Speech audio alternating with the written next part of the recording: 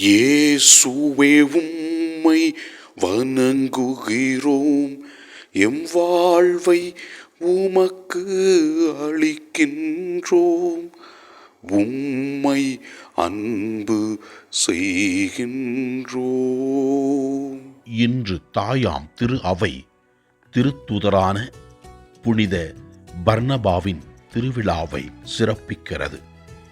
ஆண்டவரே, திருத்துதரான புனித பர்னபா வழியாக நீர் செய்த எல்லா நல்ல செயல்களுக்காக நன்றி சொல்லி உம்மை ஆராதிக்கின்றோம்.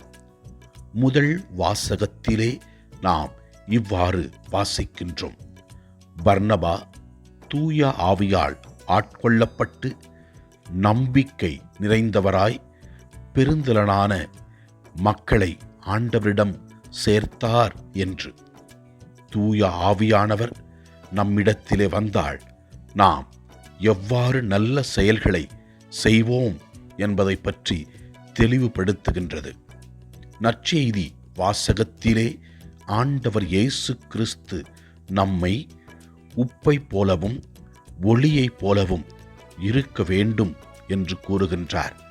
உப்பு எவ்வாறு சுவையை தருகிறதோ, ஒளி எவ்வாறு மற்றவர்களுக்கு வெளிச்சத்தை கொடுக்கிறதோ, அதே போல நாம் நற்செயல்களை செய்ய வேண்டும் என்றும், நம்முடைய நற்செயல்களை கண்டு விண்ணகத் தந்தையை மக்கள் போற்றுவார்கள் என்று இயேசு கிறிஸ்து நமக்கு தெளிவுபடுத்துகின்றார். இறைவன் வாழ்க்கை என்னும் கொடையை நமக்கு கொடுத்திருக்கின்றார். இந்த வாழ்க்கை என்னும் கொடையை பயன்படுத்தி நல்லதை சிந்திப்போம், நல்லதை பேசுவோம், நல்லதை செய்வோம். அப்போது இறைவன் நம்மையும் நம்மோடு இருப்பவர்களையும் ஆசீர்வதிப்பார். நாம் நல்லவை செய்யும் பொழுது கடவுளின் ஆசீர்வாதம் நம்மீதும் நம் குடும்பத்தின் மீதும் வரும். ஆண்டவரே, எங்களை நீர் படைத்ததற்காக நன்றி செலுத்துகிறோம். எங்களை ஆசீர்வதித்ததற்காக நன்றி செலுத்துகிறோம். இனி வருகிற நாட்களிலே நாங்கள் உமக்கு உகந்தவர்களாக வாழக்கூடிய அருளை தரும்படியாக ஜெபிக்கிறோம்.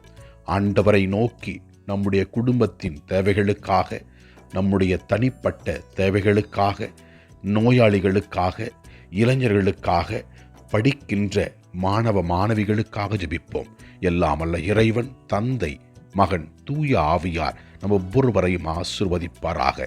இயேசுவுக்கு புகழ். மரியே வாழ்க. ஆமென்.